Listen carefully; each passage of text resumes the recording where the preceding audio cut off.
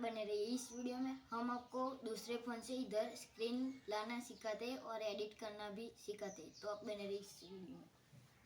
तो गाइस देख सकते हैं ये नथिंग है फोन,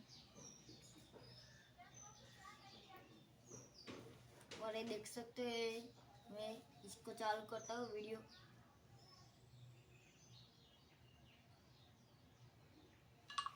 तो गाइस देख सकते हैं ये मेरा कैमरा है। तो आप लोग कैसे हो? अभी इधर है मेरा ट्राइपॉड है और ये देख सकते हो फोन है। आपको फोन ऐसे पकड़ना है, देख सकते हो मैंने कैसे पकड़ा।